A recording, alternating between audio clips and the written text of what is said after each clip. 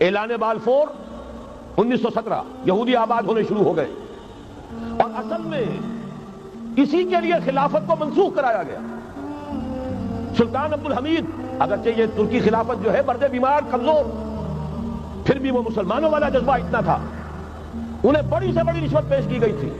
ظاہر بات ہے یہودیوں سے بڑھ کر رشوت دینے والا کون ہو سکتا، جن کے ہاں ایسے بینکر ہوں جو 40 بلین ڈالر کا ایک چیک لکھ سکے۔ پھر یہ کہ ان پر سیاسی دباؤ بہت ڈالا گیا۔ انہوں نے جب تک خلافت عثمانیہ برقرار رہی یہودیوں کو فلسطین میں آباد ہونے کی اجازت نہیں دی، کہ جو معاہدہ کیا تھا حضرت عمر نے رضی اللہ تعالی عنہ، خلیفہ ثانی نے، خلیفہ راشد نے، ہم اس کے پابند ہیں اور ہم یہاں یہودیوں کو آباد ہونے کی اجازت نہیں دیں۔ لہذا انہوں نے اس خلافت ہی کا بستر طے کرایا، اس لیے کہ نہ رہے بانس نہ بجے بانسری، نہ مسلمانوں کی وحدت ملی کی کوئی علامت دنیا میں باقی رہے اور نہ مسلمان کسی مسئلے پر جمع ہو کر کوئی موقف اختیار کر سکے۔ اعلان بالفور کے نتیجے میں آبادکاری شروع ہوئی۔ 1948 میں اسرائیل قائم ہو گیا، معجزہ ہو گیا۔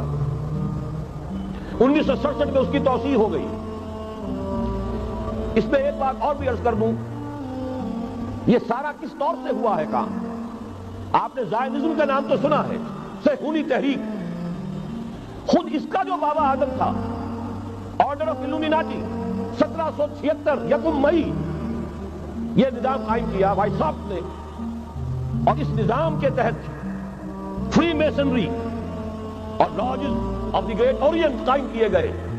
یہ سارا ہتھ کنڈا وہ ابلیسی نظام، اس کی تفصیل ایک کینیڈین آتھر نے لکھی ہے کتاب میں، پون زندگی، یہ سارا دھندا ایک شیطانی چکر ہے، ابلیسی چال ہے، اور اس کے ذریعے سے اسرائیل قائم ہوا اور اس کی توسیع بھی ہوئی 1967 میں۔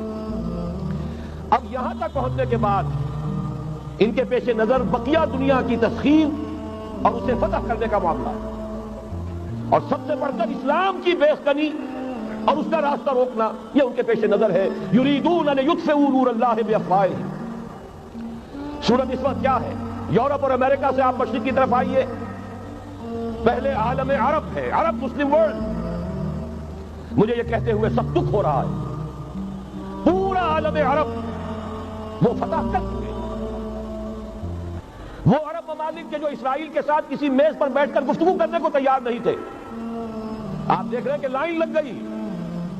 کبھی صرف انور سادات نے ریکگنائز کیا تھا، پوری دنیا میں شور مچا تھا، اس پر لعنت ملامت ہوئی تھی۔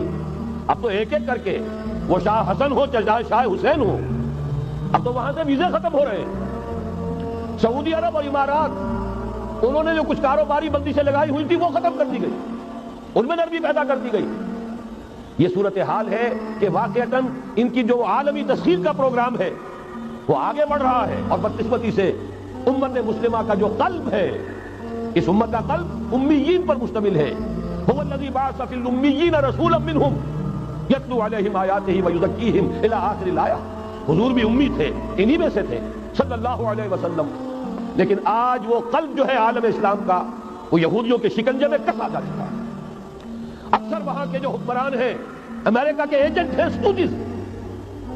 یہ حالات جہاں تک عالم عرب کا تعلق ہے تلخ حقائق ہے جو بیان کر رہا ہوں، اس لیے کہ آپ کے سامنے رہنا چاہیے۔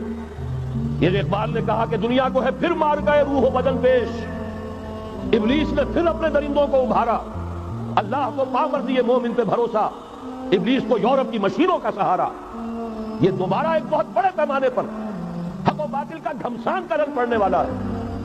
ملاحم کی جو حضور صلی اللہ علیہ وسلم پیشین گوئیاں فرمائی، الملحمۃ العظمیٰ، تاریخ انسانی کی عظیم ترین جنگ جو ابھی آنے والی ہے، اس کو سمجھ لیجیے اچھی طریقے سے کہ اس میں جو قوتیں ایک دوسرے کے مقابل آ رہی ہیں وہ کون سی ہے۔ نیو ورلڈ آرڈر کہنے کو امریکہ کے زیر قیادت ہے، حقیقت میں امریکہ خود یہودیوں کے پنجے میں ہے۔ یہ وہی ابلیسی طاقت ہے جو آگے بڑھ رہی ہے۔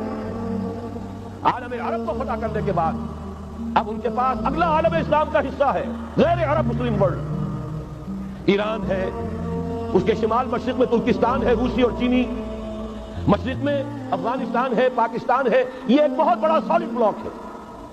اس کے بعد اگرچہ ہندوستان آتا ہے، بھارت، ظاہر بات ہے کہ وہاں مسلمان اقلیت میں ہیں سوائے کشمیر کے، لیکن یہ نوٹ کیجئے کہ وہاں بھی کم سے کم 15-18 کروڑ مسلمان موجود ہیں۔ آج بھی دنیا کا سب سے بڑا ملک جس میں مسلمانوں کی تعداد اور جن کی نفری سب سے بڑھ کر ہے وہ بھارت، اس کے بعد پھر انڈونیشیا، ملائیشیا ہے، اس سے آگے ہے پھر فار ایسٹ، ابھی انہیں فتح کرنا ہے۔ نیو ورلڈ آرڈر کا یوں سمجھیے کہ ابھی یہ ہارڈ نٹ ٹو کریک، ابھی ایک لوہے کا چنا ہے چائنا کی شکل میں موجود۔ اور مجھے یاد آ رہا ہے ڈی گال کے الفاظ بہت سے لوگوں نے سنے ہوں گے، اس نے کہا تھا کہ ہم نے خامخواہ روس کو اپنا دشمن بنا لیا ہے، وہ تو ہمارا بھائی ہے، وائٹ ریسس، وہ تو بنیادی طور پر یورپین قوم ہے۔ Beware of the yellow masses of the east, تمہیں گھبرانا چاہیے، تمہیں خبر لینی چاہیے، وہ مشرق بعید کے جو زرد رو لوگ ہیں، China, Indo China, Japan, yellow races. ابھی اس نیو ورلڈ آرڈر کے لیے جو فتح عالم اور تسخیر عالم کا پروگرام ہے، اس میں پہلے غیر عرب مسلمان دنیا اور پھر یہ فار ایسٹ کا خاص طور پر یلو ماسز، یہ ہے کہ جنہیں ابھی انہیں ٹیکل کرنا۔ اور اسی لیے میں کرنا چاہتا ہوں، حقائق ہمارے سامنے رہنا چاہیے۔